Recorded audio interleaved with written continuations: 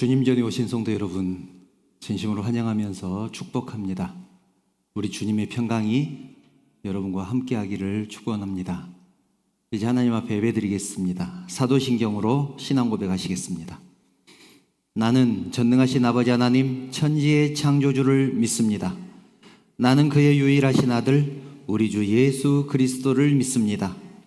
그는 성령으로 잉태되어 동정녀 마리아에게서 나시고 본디오 빌라도에게 고난을 받아 십자가에 못 박혀 죽으시고 장사된 지 사흘 만에 죽은 자 가운데서 다시 살아나셨으며 하늘에 오르시어 전능하신 아버지 하나님 우편에 앉아 계시다가 거기로부터 살아있는 자와 죽은 자를 심판하러 오십니다. 나는 성령을 믿으며 거룩한 공교회와 성도의 교제와 죄를 용서받는 것과 몸의 부활과 영생을 믿습니다. 아멘.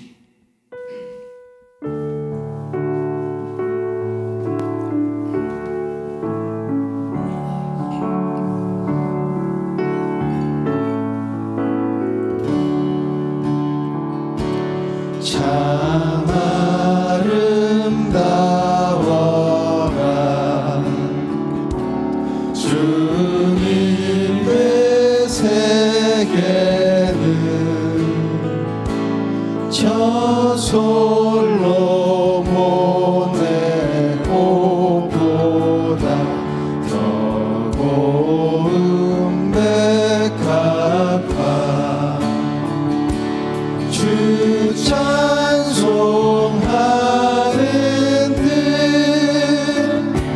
듯저 맑은 새소리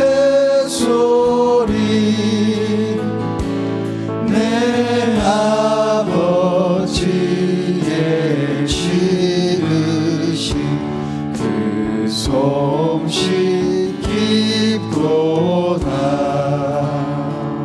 아멘. 명절 잘 보내셨나요? 항상 추석 명절이 되면 이 찬양이 생각이 납니다. 하나님께서 우리를 너무나 사랑하셔서 아름다운 세상을 창조하시고 정말 세심하게 우리가 살아갈 수 있는 모든 것들을 채워주셨습니다.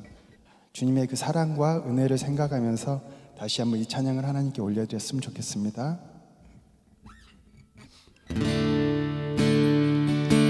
참 아름다워라 주님의 세계는 저솔로 모내고보다 더 고운 백합화 주 찬송하는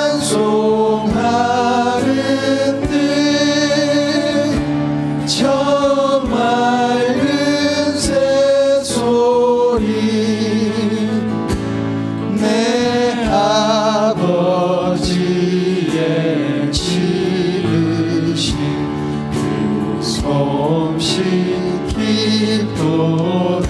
참 아름다워라 참 아름다워 주님의 세계는 주님의 세계는 저 아침 해와 저녁 밤하늘 빛나며 망망한 바다와 늘 푸른 봉우리 다 주 하나님 영광을 잘 드러내도 참 아름다워라 참 아름다워라 주님의 세계는 저 산에 부는 바람과 잔잔한 시냇물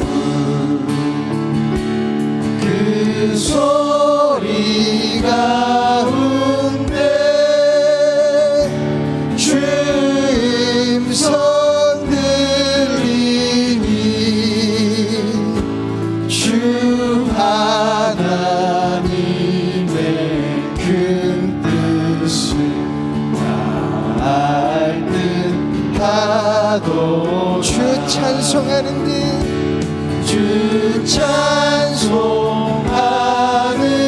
듯 저 맑은 새소리 내 아버지의 지으신 그 솜씨 깊도다.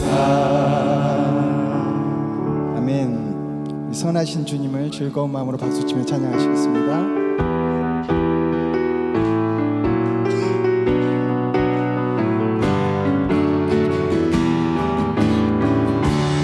선하신 목자 선하신 목자 날 사랑하는 분 주 인도하는 곳 따라가리 주의 말씀을 나 듣기 위하여 주 인도하는 곳 가려네. 선하신 목자 선하신 목자 날 사랑하는 분 주 인도하는 곳 따라가리 주의 말씀을 나 듣기 위하여 주 인도하는 곳 가려네. 나를 푸른 초장과 쉴만한 물가로 내 선하신 목자 날 인도해. 험한 산과 골짜기로 내가 다닐지라도 내 선하신 목자 날 인도해. 다시 고백할까요? 선하신 목자 선하신 목자 날 사랑하는 분 주 인도하는 곳 따라가리 주의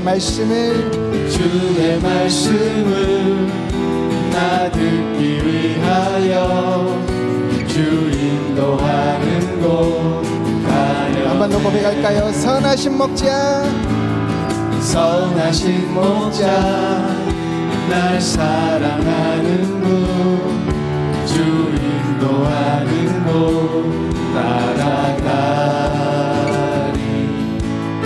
주의 말씀을 나 듣기 위하여 주 인도하는 곳 가려네. 나를 푸른 초장과 쉴만한 물가로 내 선하신 목자 날 인도해. 험한 산과 골짜기로 내가 다닐지라도 내 선하신 목자 날 인도해. 나를 푸른 초장과 쉴만한 물가로 내 선하신 목자 날 인도해. 험한 산과 골짜기로 내가 다닐지라도 내 선하신 목자 날 인도해. 선한 목자 되신 우리 주 항상 인도하시고 푸른 풀과 좋은 곳에서 우리 먹여주소서. 선한 목자 구세주여 항상 인도하소서. 선한 목자 구세주여 항상 인도하소서. 양의 무리 되신 예수여 우리 영접하시고 길을 잃은 양의 무리를 항상 인도하소서. 선한 목자 구세주여 하소서. 선한 목자 글쎄 주여 기도 들어주소서. 흠이 많고 약한 우리를 용납하여 주시고 주의 넓고 크신 은혜로 자유 얻게 하셨네. 선한 목자 두세 주여 항상 인도하소서. 선한 목자 두세 주여 항상 인도하소서. 4절 일찍 주의 뜻을 따라서 살아가게 하시고 주의 크신 사랑 베푸사 살아가게 하소서. 선한 목자 두세 주여 항상 인도하소서. 선한 목자 두세 주여 항상 인도하소서.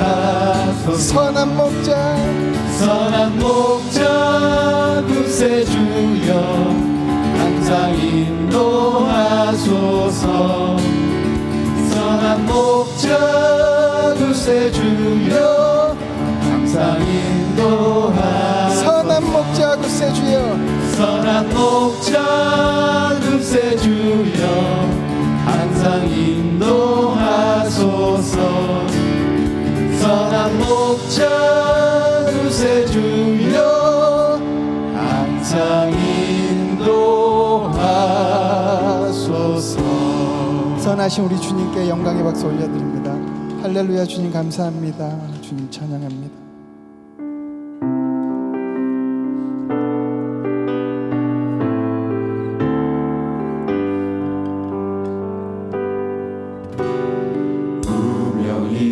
무명이어도 공허하지 않은 것은 예수 안에 난 만족함이라. 가난하여도 부족하지 않은 것은 예수 안에 오직 나는 부요함이라. 고난 중에도 견뎌낼 수 있는 것은 주의 계획 믿기 때문이라. 실패하여도 일어설 수 있는 것은 예수 안에 오직 나는 승리함이라. 난 예수로 충만하네. 난 예수로 충만하네. 난 예수로 충만하네. 영원한 왕 내 안에 살아계시네. 우리 다시 한번 고백할까요? 여도 공허하지 않은 것은 예수 안에 난 만족함이라. 가난하여도 부족하지 않은 것은 예수 안에 오직 나는 부요함이라. 고난 중에도 견뎌낼 수 있는 것은 주의 계획 믿기 때문이라. 실패하여도 일어설 수 있는 것은 예수 안에 오직 나는 승리하.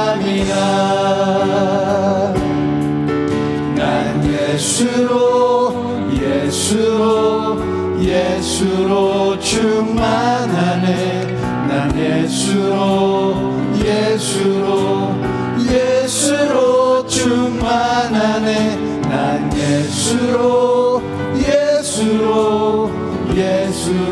충만하네. 영원한 왕 내 안에 살아계시네. 내 몸이 약해도 낙심하지 않는 것은 예수 안에 난 완전함이라. 화려한 세상 부럽지 않은 것은 나 예수로 충만함이라. 난 예수로 충만하네. 세상 모든 것들도 부럽지 않네. 난 예수로 충만하네. 영원한 왕 내 안에 살아계시네. 난 예수로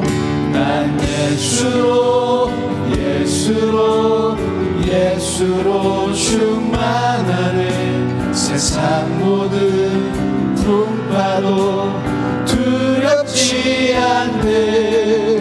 난 예수로 충만하네. 영원한 왕 내 안에 살아계시네. 주 사랑 거친 풍랑에도 깊은 바다처럼 나를 잠잠케 해. 주 사랑 내 영혼의 반석 그 사랑 위에 서리. 목소리 높여 주 사랑 거친 풍랑에도 깊은 바다처럼 나를 잠잠케 해. 주 사랑 내 영혼의 반석 그 사랑 위에 서리. 내가 주인 삼은 모든 것 내려놓고 내 주 되신 주 앞에 나가. 내가 사랑했던 모든 것 내려놓고 주님만 사랑해. 내가 주인 삼은 모든 것 내려놓고 내 주 되신 주 앞에 나가. 내가 사랑했던 모든 것 내려놓고 주님만 사랑해. 주 사랑 거친 풍랑에도 깊은 바다처럼 나를 잠잠케 해. 주 사랑 내 영혼의 반석 그 사랑 위에 서리. 더 큰 목소리로 고백합시다. 주 사랑 거친 풍랑에도 깊은 바다처럼 나를 잠잠케 해.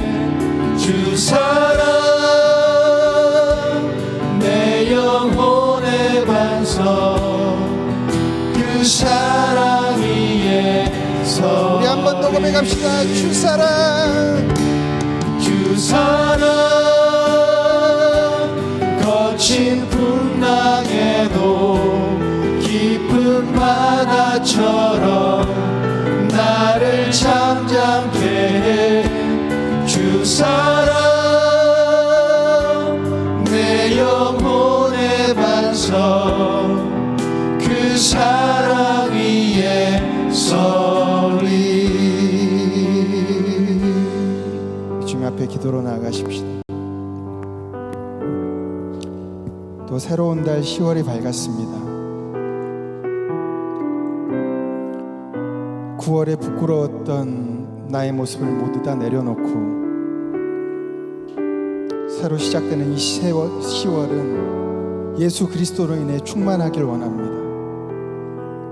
내가 주인 삼았던 세상의 모든 것들, 내가 욕심 부렸던 세상의 모든 것들 다 주님 앞에 내려놓고 이 10월 주님만 사랑하겠습니다. 세상과 주님을 바꾸지 않겠습니다. 오직 주님만이 나의 전부 되십니다. 그런 주님께서 나의 모든 삶을 붙드시고 주님만 바라볼 수 있도록 나의 심령을 주장하여 주옵소서. 우리 간절한 마음을 담아서 우리 주님 앞에 기도로 나아가시겠습니다.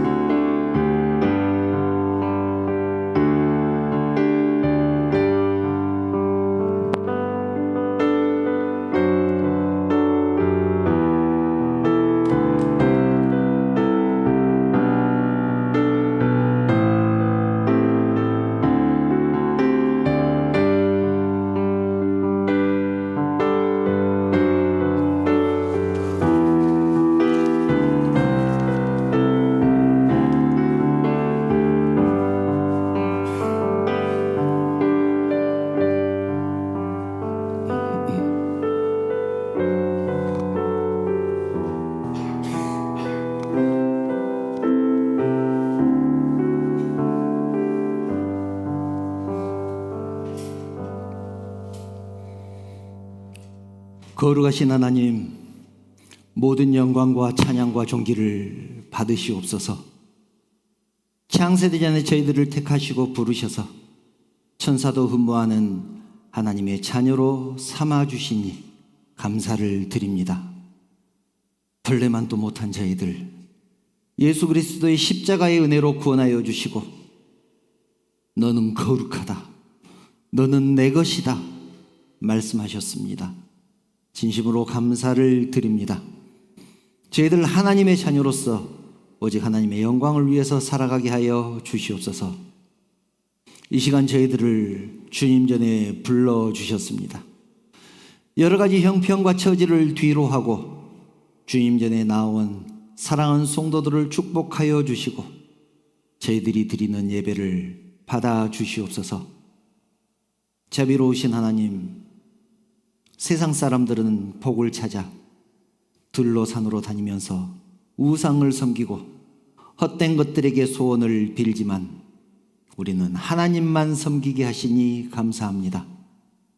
시냇가에 심은 나무가 철을 따라 열매를 맺는 것 같이 하나님으로부터 내리는 복을 받아 열매를 맺는 인생 되게 하시고 그 잎사귀가 마르지 않는 것처럼 언제나 풍성한 인생 살아가게 하여 주시옵소서.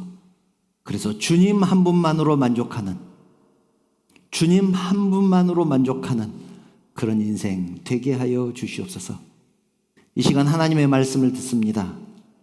살아계신 하나님의 말씀이 우리의 혼과 영과 관절과 권수를 찔러 쪼개며 마음의 생각과 뜻을 판단한다고 하셨사오니 저희들 하나님의 말씀 앞에 겸손하게 하시고 온 마음과 정성을 다하여 주의 뜻을 따를 것을 결단하는 귀한 시간 되게 하여 주시옵소서.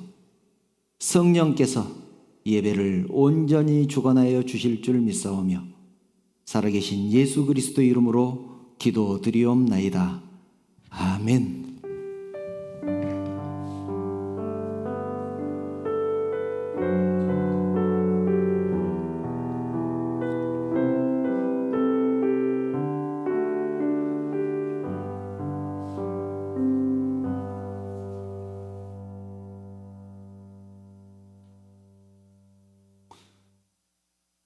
하나님 말씀 함께 보겠습니다. 오늘 우리에게 주신 하나님 말씀은 시편 1편 1절부터 3절 말씀입니다. 시편 1편 1절부터 3절 말씀입니다. 제가 봉독합니다. 복 있는 사람은 악인들의 꾀를 따르지 아니하며 죄인들의 길에 서지 아니하며 오만한 자들의 자리에 앉지 아니하고 오직 여호와의 율법을 즐거워하여 그 율법을 주야로 묵상하는도다. 그는 시냇가에 심은 나무가 철을 따라 열매를 맺으며 그 잎사귀가 마르지 아니함 같으니 그가 하는 모든 일이 다 형통하리로다. 아멘. 우리 주님의 평강이 여러분들과 함께하기를 축원합니다. 먼저 인사 나누겠습니다. 여러분 사랑합니다. 옆에 분들과도 인사 나누겠습니다. 사랑합니다. 축복합니다. 잘 오셨습니다. 추석 잘 보내셨죠? 잘 보내셨으리라 믿습니다. 추석은 우리 고유의 명절이죠. 옛날에는 추석이 되면 온 가족이 부모님 집으로 모였습니다. 음식도 장만하고 송편도 만들고 또 저녁이 되면 달구경도 했습니다. 마을 어귀에 빈터가 있으면 모여서 강강수월래도 했던 그런 기억이 납니다. 그리고 추석을 잘 보내고 그 다음 날은 성묘도 갔습니다. 조상의 묘에 성묘를 갔습니다. 옛날에는 그랬단 얘기죠. 지금은 거의 볼 수 없는 풍경이기도 합니다. 그런데 달을 보고 또는 성묘를 가고 하는 이유가 무엇일까? 근본적인 이유는 조상들이 복을 준다고 믿었기 때문에 그렇습니다. 그래서 자식들 잘 되게 해달라고 그렇게 복을 빌기도 하죠. 세상의 모든 사람들은 복 받기를 좋아합니다. 장수의 복, 풍요의 복, 물질의 복, 장수의 복, 평안의 복, 건강의 복 이런 것들을 받고 싶어 합니다. 자기 인생이 꼬여서 불행하기를 바라는 사람은 아무도 없을 것입니다. 그래서 세상 사람들은 자기가 가지고 있는 물건에 이 복이라는 글자를 새겨 넣는 것을 좋아합니다. 밥그릇에도 복이 새겨져 있고 수조에도 복이라는 글자가 써져 있습니다. 옷고름에도 있고 단추에도 있고 상표에도 있고 심지어는 가게 간판에도 복자를 집어넣어 놓습니다. 복 받기를 얼마나 원하면 그렇게 하겠습니까? 그런데 여러분, 복은 누가 줄까요? 복은 누가 주겠습니까? 또 어떻게 하면 복을 받을 수 있겠습니까? 세상에 많은 사람들은 복 받는 것을 그렇게도 좋아하면서 복을 누가 주는지, 어떻게 하면 복을 받는지 모릅니다. 어떤 사람은 해에게 복을 달라고 기도하고, 어떤 사람은 달에게, 어떤 사람은 별을 보고, 어떤 사람은 천지신명에게, 또 어떤 사람은 당산나무에 기도하기도 합니다. 복을 달라고 기도하는 것이죠. 그 사람들 기도할 때 보면 얼마나 정성을 다하는지 모릅니다. 정말 정성껏 기도합니다. 또 어떤 사람들은 사주팔자를 보고 관상을 보고 토정비결을 보고 점을 칩니다. 어떤 사람은 재앙을 물리치기 위해서 부적을 집에 붙이기도 하고 또 몸에 지니고 다니기도 합니다. 바닷가에 사는 사람들은 풍어제를 지내죠. 풍랑을 만나지 않고 고기를 많이 잡게 해달라고 굿을 하는 것입니다. 그것뿐입니까? 요즘도 그렇죠. 요즘도 아마 주위에서 흔하게 볼 것입니다. 이사하려면 손 없는 날을 찾습니다. 손 없는 날. 손 없는 날이 언제인지 점쟁이에게 물어봐서 그날 이사를 합니다. 손이 무엇입니까? 손님, 귀신을 뜻하죠. 귀신 없는 날, 귀신 있는 날 이사를 하면 그 귀신이 해코지 한다고 해서 귀신 없는 날을 잡아서 이사를 한다. 손 없는 날 이사를 한다, 그런 뜻입니다. 그러다 보니까 손 없는 날 잡기가 참 힘듭니다. 미리 예약을 해야 됩니다. 그리고 손 없는 날은 이사 비용도 훨씬 더 비쌉니다. 그렇게 한다고 애군이 떨어지겠습니까? 그래서 저는 한가하기도 하고, 혹시 이사할 일 있으면 한가하기도 하고, 값도 싼 손 있는 날 이사를 합니다. 믿는 사람이 귀신을 의식해서야 되겠습니까? 우리는 이렇게 과거에는 어리석은 미신에 젖어 살았습니다. 누가 복을 주는지 몰랐기 때문에 그렇습니다. 누가 복을 주는지, 해가 복을 주는지, 달이 복을 주는지, 마을 입구에 서 있는 당산나무가 복을 주는지 몰랐기 때문에 해를 보고도 빌고, 달을 보고도 빌고, 정한수를 떠놓고도 빌고, 당산나무 아래에서도 빌었습니다. 그러나 이제는 하나님을 믿고 미신의 속박에서 해방되었습니다. 얼마나 다행인지 모릅니다. 찬송가 1장을 어떻게 시작합니까? 혹시 기억나시나요? 찬송가를 부른 지 하도 오래돼서 잘 기억이 나지 않을 것도 같습니다. 만복의 근원 하나님, 온 백성 찬송 부르고, 그렇게 시작하죠. 만복의 근원 하나님, 이렇게 고백을 합니다. 우리는 찬송가 맨 앞장에서 복의 근원은 하나님이라고 고백을 합니다. 왜 그렇습니까? 하나님께서 우리의 생사화복을 주장하시기 때문에 그렇습니다. 신명기 30장 15절을 보면 이렇게 말씀하죠. 보라, 내가 오늘 생명과 복과 사망과 화를 네 앞에 두었다. 생명과 복과 사망과 화를 네 앞에 두었다. 내가 두었다. 이 말씀은 하나님이 생명과 복과 사망과 화를 우리들 앞에 두었다, 이렇게 말씀하시는 것이죠. 하나님이 우리의 생사화복을 주장하신다는 말입니다. 창세기를 보면 하나님께서 천지를 만드시고 복을 주셨습니다. 사람까지 다 만드신 후에 복을 주셨습니다. 이렇게 기록되어 있습니다. 그들에게 복을 주어 생육하고 번성하고 땅에 충만하라. 땅을 다스리라, 땅을 정복하라, 그렇게 말씀하셨습니다. 복을 주신 분이 누구라고 말씀합니까? 하나님이라고 말씀합니다. 그들에게 복을 주어, 하나님이 그들에게 복을 주어. 아브라함을 부르셨을 때는 어떻습니까? 창세기 12장 2절을 보면 이렇게 기록되어 있죠.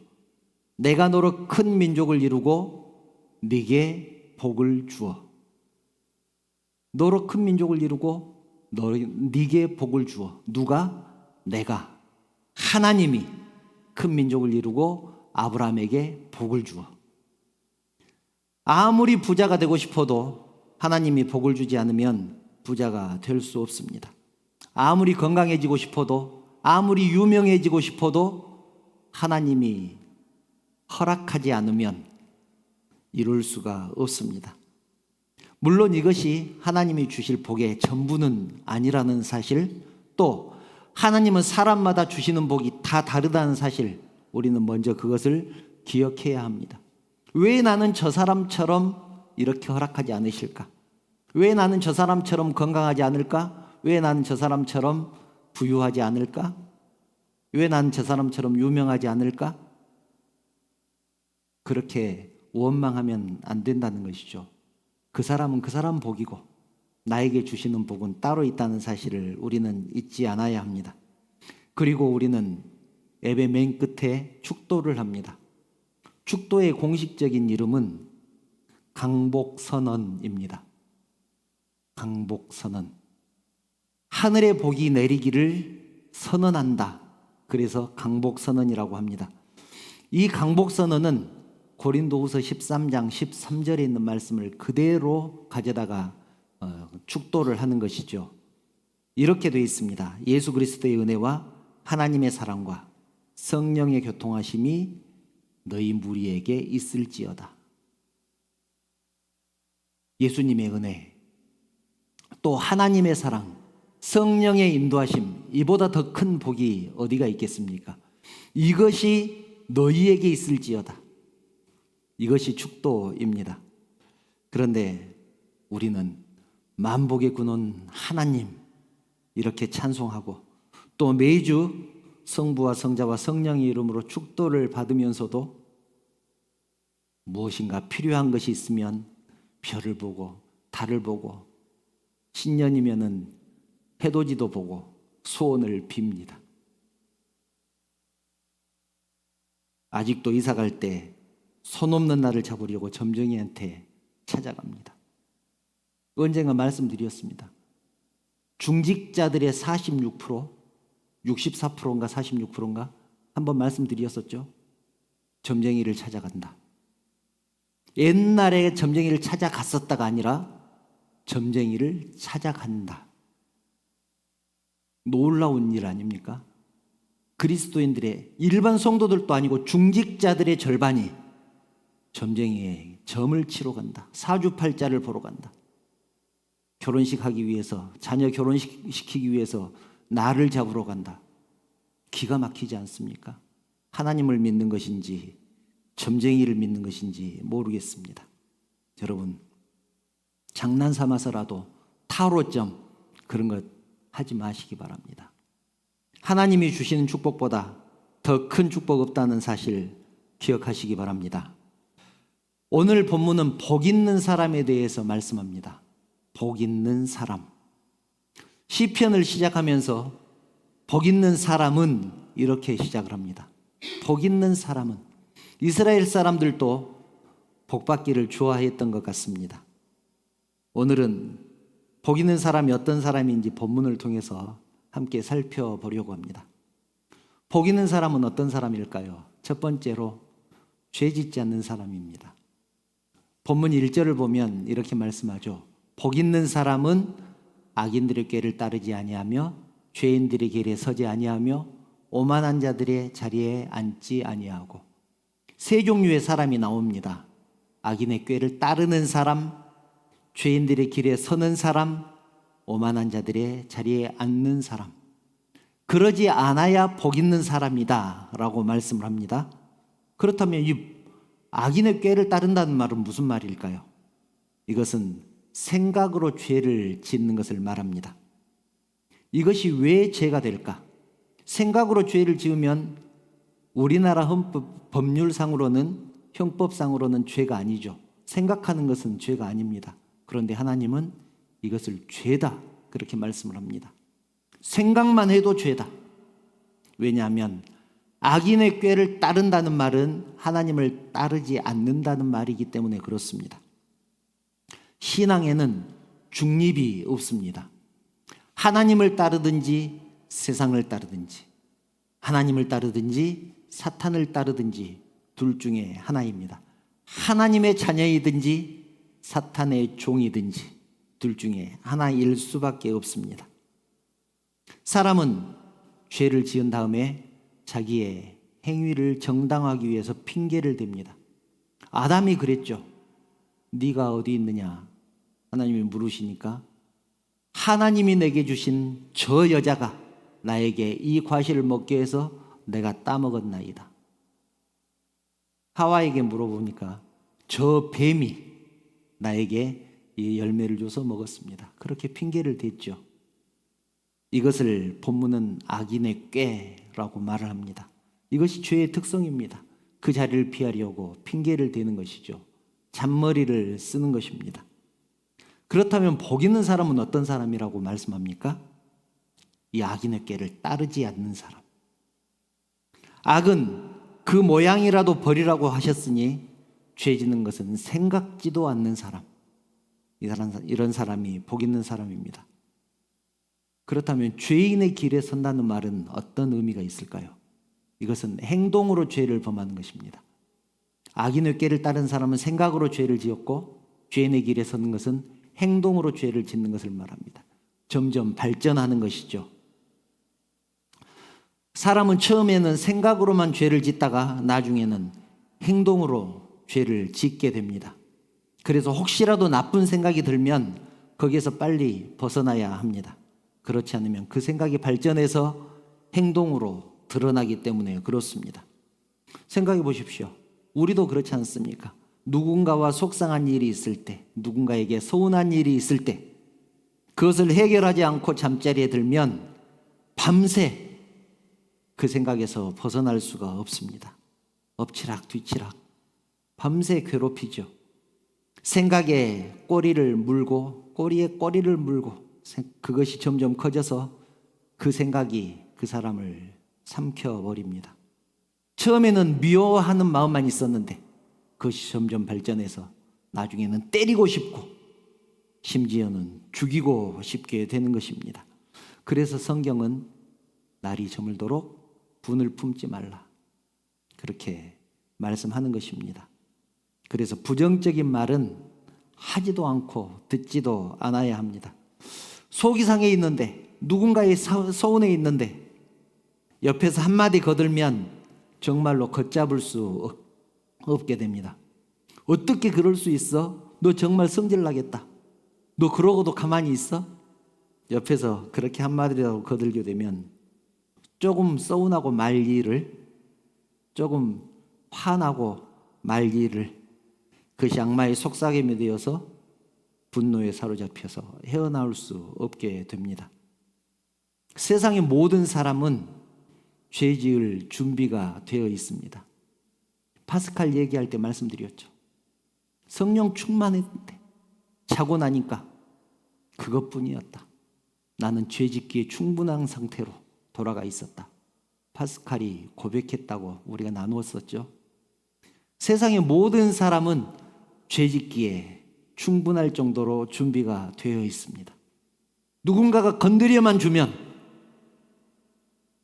행동으로 죄를 지을 수 있는 사람들, 그것이 우리들입니다. 여러분들이 도화선이 되지 않기를 바랍니다. 말로 그 사람 자극하지 마십시오. 부정적인 말을 하지 않기를 바랍니다. 부정적인 생각이 들면 하나님께 기도하시기 바랍니다. 이것이 죄인의 길에 서지 않는 것입니다. 그렇다면 오만한 자의 자리에 앉는 것은 무슨 뜻일까요? 여러분 이거 굉장히 중요합니다. 잘 들으시기 바랍니다. 문자적으로 해석하면 이런 뜻입니다. 종교적인 의무나 생각을 비웃는 것.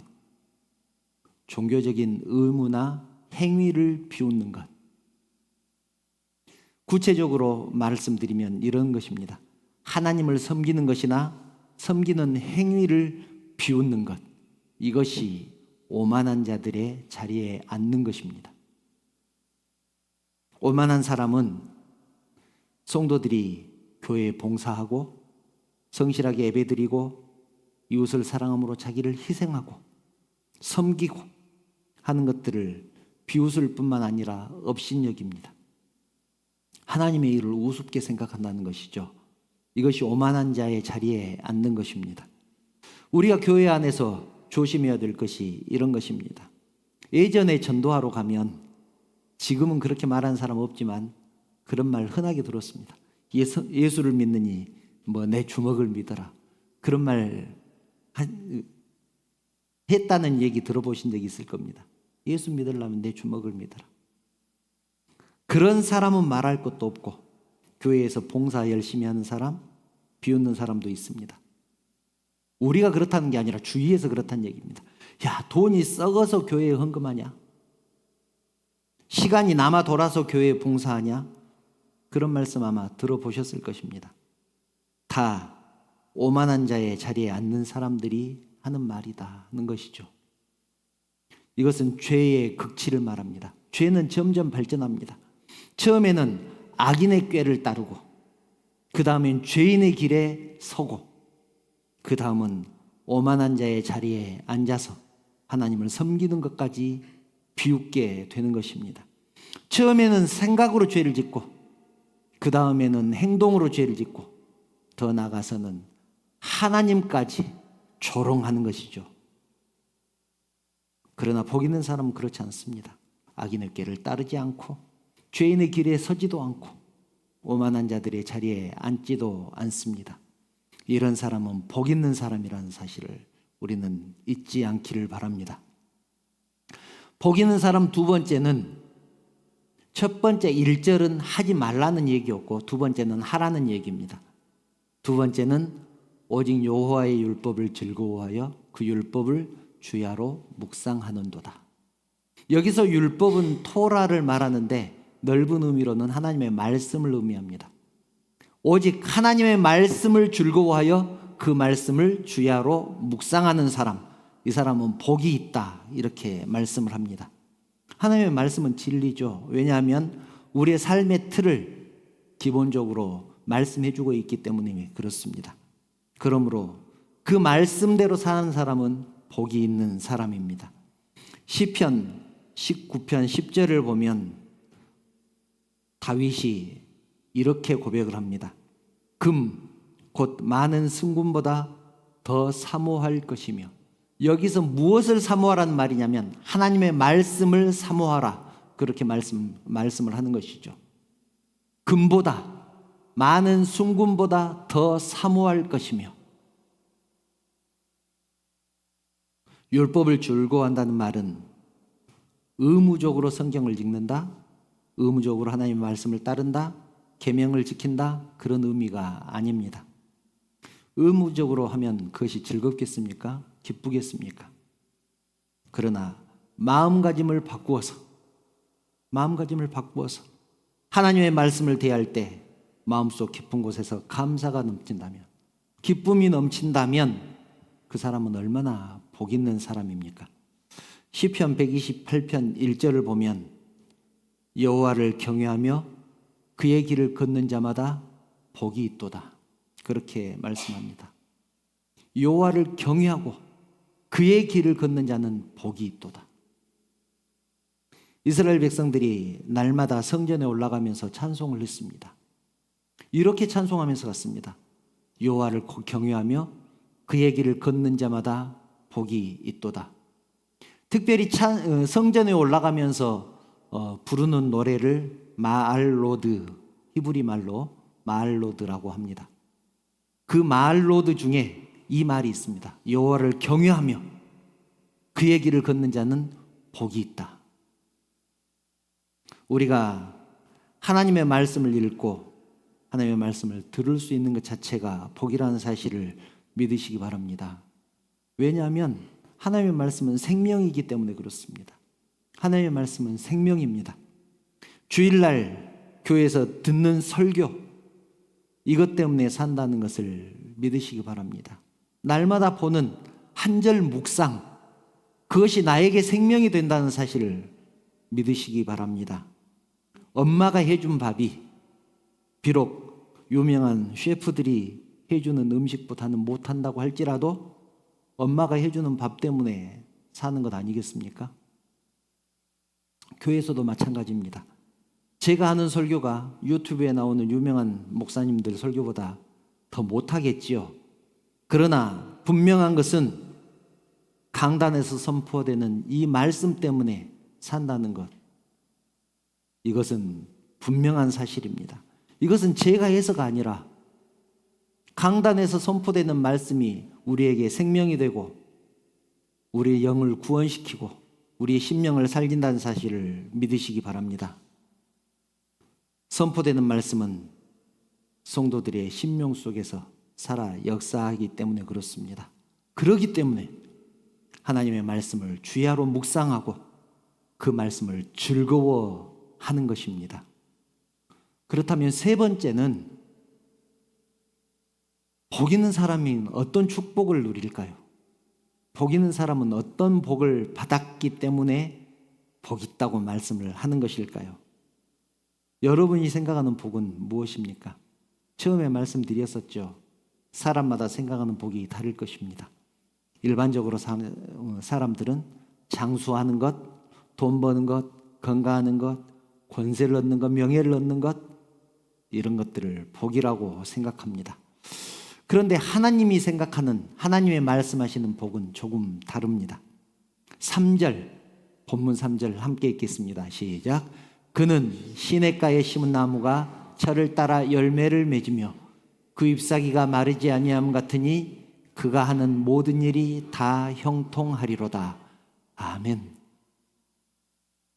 여러분, 철을 따라서 열매를 맺는 것이 왜 복이 될까요? 그 당연한 것 아닙니까? 당연한 것 아닌가요? 때가 돼서 철을 따라 열매를 맺는다는 말은 때가 돼서 열매를 맺는다는 말입니다. 그것이 당연한 건데 왜 이것이 복이 될까요? 이스라엘은 비가 오지 않는 사막이기 때문에 나무들이 항상 메말라 있습니다. 그러나 시냇가에 심어진 나무는 다릅니다. 아무리 가물어도 잎사귀가 마르지 않고 때가 되면 열매를 맺습니다. 철을 따라 열매를 맺는 그 기본적인 조건이 뭐냐면 시냇가에 심어져 있어야 된다는 것입니다. 광야는, 우리의 인생은 광야 같다고 하지 않습니까? 우리의 인생이 그렇습니다. 메마른 사막 같습니다. 광야 같습니다. 무엇인가 열심히 쫓아다니기는 쫓아다니는데 별로 얻어지는 것이 없는 것 같습니다. 돈을 벌기 위해서 죽어라고 노력하는데 풀릴 듯 잘 안 풀립니다. 명예를 얻기 위해서 정말 열심히 노력하는데 아무리 노력해도 명예가 얻어지지 않습니다. 권세도 마찬가지죠. 인생이 풍성해야 되는데 항상 메말라 있습니다. 노력한 만큼 얻어져야 되는데 그러지 않는 것 같습니다. 시간이 갈수록 더 잘 풀리고 더 나아져야 되는데 오히려 자꾸만 꼬여가는 것 같습니다. 왜 그렇습니까? 광야 같은 인생이기 때문에 그렇습니다. 시냇가에 심어져 있지 않기 때문에 그렇습니다. 그런데 하나님을 섬긴다는 것은 사막 가운데 있는 오아시스에 있는 것과 같습니다. 하나님을 진심으로 섬기는 성도는 비록 많은 돈을 벌지는 못한다고 할지라도 또 최고의 명성을 얻지는 못한다고 할지라도 제일 큰 권세를 갖지 못한다고 할지라도 풍성합니다. 항상 기쁨이 넘치고 감사가 넘치고 여유가 있습니다. 철을 따라 열매를 맺고 그 잎사귀가 마르지 않기 때문에 그렇습니다. 봄이면 싹이 나고 여름이면 열매가 맺고 가을이면 거두어들이는 것이 당연한 것이지만 이 당연한 것이 하나님 없이는 안 된다는 것이죠.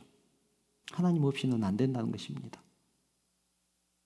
우리가 나무가 시냇가에 심겨져 있기 때문에 철을 따라 열매를 맺는 것처럼 우리가 하나님의 축복 속에 살고 있기 때문에 하나님의 인도하심 속에 살고 있기 때문에 때가 되면 하나님께서 공급하시는 그 은혜를 누리면서 사는 것 아니겠습니까?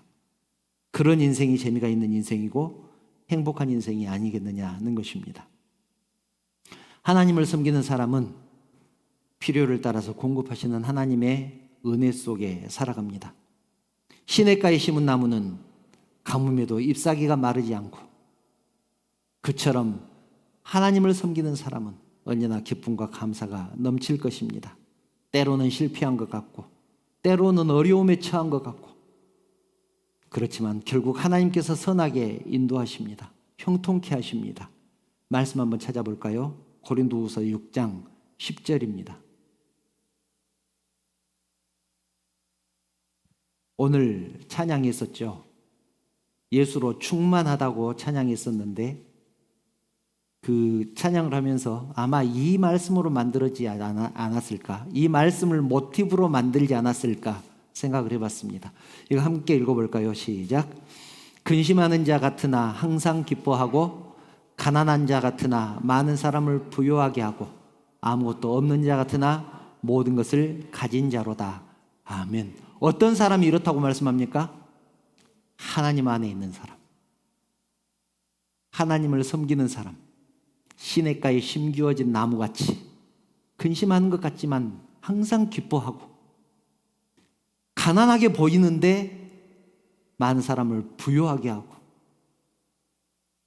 아무것도 없는 것 같이 보이지만 모든 것을 가진 사람처럼 그렇게 사는 사람, 시냇가에 심겨진 나무 같은 사람입니다.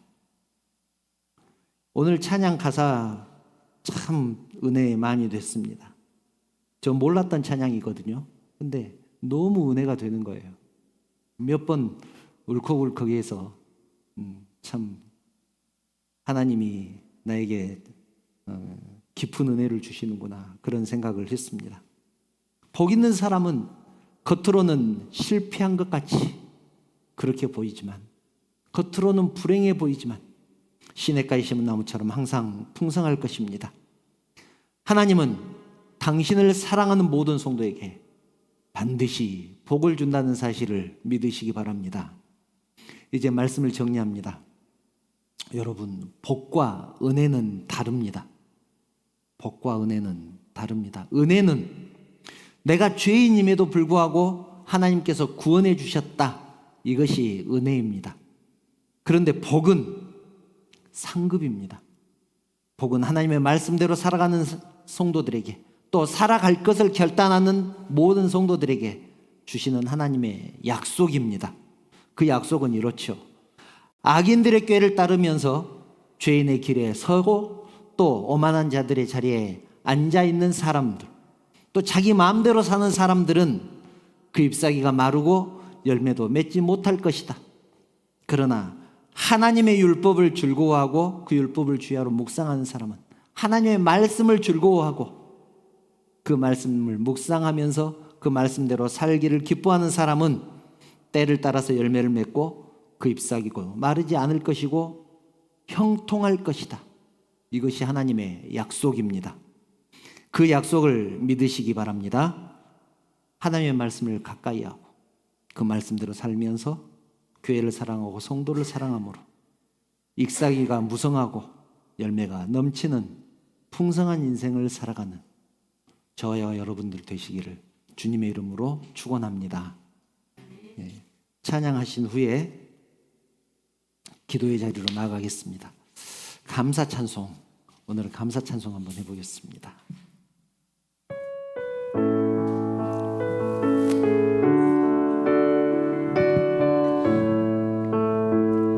날 구원하신 주, 날 구원하신 주 감사, 모든 것 주신 감사, 지난 추억이 내 감사, 주 내 곁에 계시네.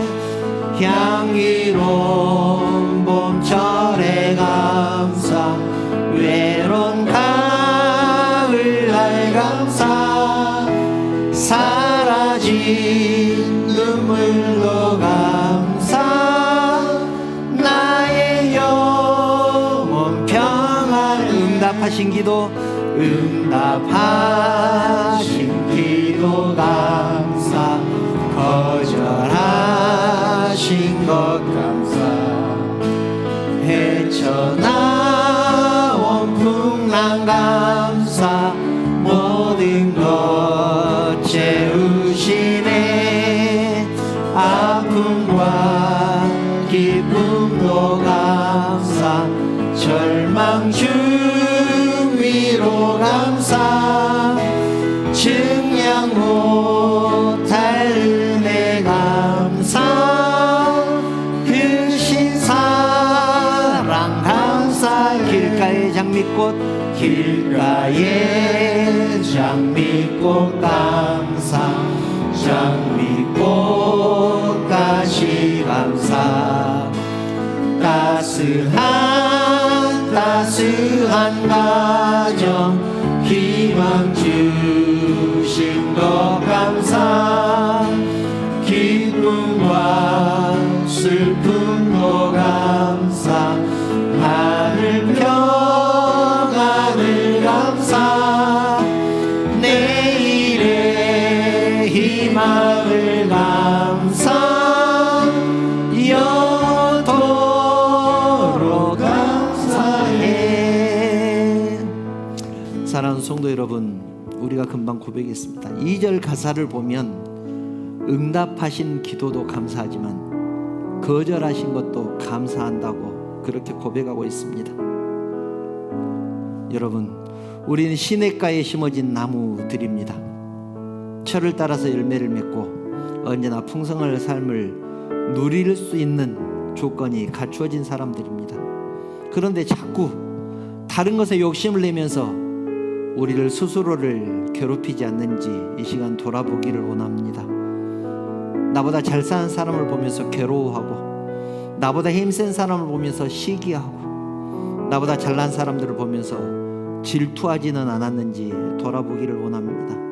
하나님은 나의 기도를 응답해 주시기도 하지만 거절하실 수도 있다는 것. 그러나 그것까지도 하나님의 뜻이고 하나님의 섭리라는 사실을 우리가 안다면 하나님의 뜻에 감사하지 않을 이유는 전혀 없습니다. 분명한 것은 나는 복 있는 사람이라는 사실입니다. 나를 바라보시면서 나로 인하여 기쁨을 이기지 못하는 분이 계시기 때문에 그렇습니다. 나를 축복하시며 영원히 함께 하시겠다고 약속하신 분이 계시기 때문입니다. 이 시간 이렇게 기도하기를 원합니다. 하나님, 나는 복 있는 사람입니다. 나에게 베푸신 복을 누리게 하여 주시옵소서. 이제는 하나님 외에 다른 것에 한눈 팔지 않게 하여 주시옵소서. 이제는 진리 되시는 말씀을 즐거워하고 그 말씀을 묵상하는 삶을 살게 하여 주시옵소서. 철을 따라 열매를 맺는 것을 감사하게 하여 주시옵소서. 나에게 당연히 주어진 것들, 그것이 당연히 주어진 것이 아니라 하나님의 은혜였음을 고백합니다. 이렇게 여러 가지 기도 제목을 가지고 이 시간에는 감사의 기도를 하나님 앞에 드리는 시간 갖겠습니다. 함께 기도의 자리로 나아가겠습니다. 거룩하신 하나님, 감사합니다. 하나님, 나에게 정말로 많은 것을 허락하셨습니다. 넘치는 은혜로 하나님 충만케 하여 주셨습니다. 그럼에도 불구하고 항상 나의 부족함만 생각하며 하나님 다른 사람과 비교하면서 힘들어했었음을 고백합니다. 하나님, 이제는 누리게 하여 주시옵소서. 하나님께서 나에게 베풀어 주신 것이 얼마나 큰지, 나에게 주신 복을 세는 일을 하면서 살아갈 수 있도록 하나님께서 인도하여 주시옵소서. 하나님, 다른 것을 항상 비교하지 않도록 하나님께서 인도하여 주시옵소서.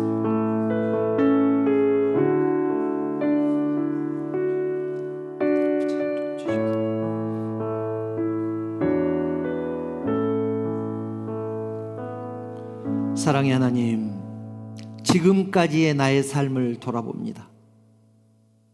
하나님께서 나에게 베풀어 주신 내가 얼마나 큰데, 그럼에도 불구하고 나에게 없는 것만 들여다보면서 다른 사람과 나를 비교하면서 나는 왜 이렇게 불행한가? 나는 하나님이 사랑하지 않는 것은 아닌가? 스스로 나를 괴롭히고 그렇게 살았었습니다.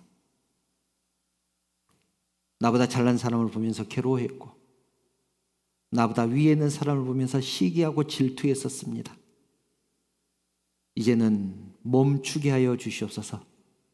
나는 복 있는 사람이라는 사실, 하나님이 나를 인하여서 기쁨을 누리지 못하는 사람이고, 하나님이 나를 귀하게 생각하고 나와 영원토록 함께 있겠다고 약속하셨고, 불 가운데로 지날 때라도 나를 사르지 않겠다고 하셨고, 물 가운데로 지날지라도 나를 침몰치 않겠다고 하나님이 약속하셨다는 사실을 기억하고, 이제는 하나님께서 내게 베풀어 주신 그 은혜를 누리면서 살아가는 우리 모두가 되게 하여 주시옵소서. 내가 얼마나 복 있는 사람인지, 나에게 베풀어 주신 은혜가 얼마나 큰지, 내가 받은 복을 세면서 살아가는 우리 모두가 되게 하여 주시옵소서. 이제는 하나님 외에 다른 것에 한눈 팔지 않겠습니다. 세상 바라보지 않겠습니다.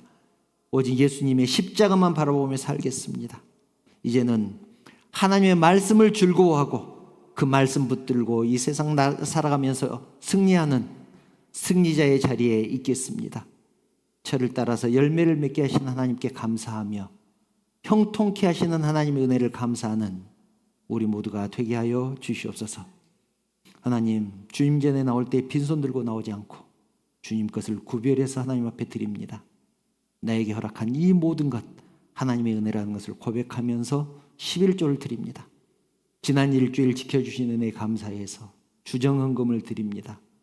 여러 가지 기쁨 또 감사의 조건들 나에게 허락하셨습니다. 이것을 물질로 밖에 표현할 수 없음을 죄송하게 생각하면서 감사헌금을 드립니다. 여러 가지 제목으로 드린 이 예물들 우리 하나님께서 받으시고 연락하여 주시고 이 물질이 사용되는 곳에 하나님의 영광만 드러날 수 있도록 우리 하나님께서 친히 인도하여 주시옵소서. 사랑하는 성도들이 또 세상을 향해서 나갈 것입니다. 세상 가운데서도 주님 말씀 붙들고 승리하는 사랑하는 성도들 되게 하여 주시옵소서. 모든 영광 우리 하나님 받으시기를 원합니다. 걸어가신 예수님의 이름으로 기도합니다. 아멘. 교회 소식 말씀드리겠습니다. 주일 예배 오신 성도님들 환영하며 축복합니다. 이제 결실의 계절 가을이 되었습니다. 신앙적으로도 열매를 맺고 거두는 신앙생활하기 위해서 힘쓰시기를 바랍니다. 말씀을 읽고 기도하고 찬양하는 삶을 계속하면 우리 삶 가운데 신앙의 열매가 맺혀지지 않겠습니까? 이제 그런 삶을 살아가기를 바랍니다. 환절기 건강 유의하시기 바랍니다. 혹시 다른 광고 또 있으실까요? 다른 광고 없으시면 찬송가 54장 함께 찬송하신 후에 축도로 예배 마치겠습니다.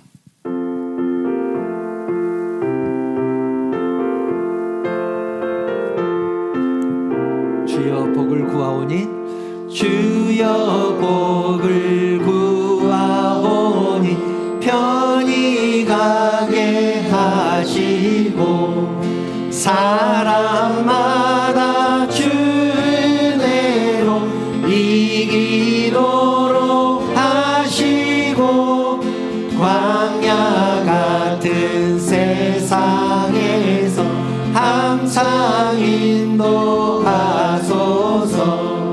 주의 복된 말씀 듣고 무한 감사합니다. 구원받은 주의 성도 열매 맺게 하시며 하나님이 우리 함께 항상 계시옵소서.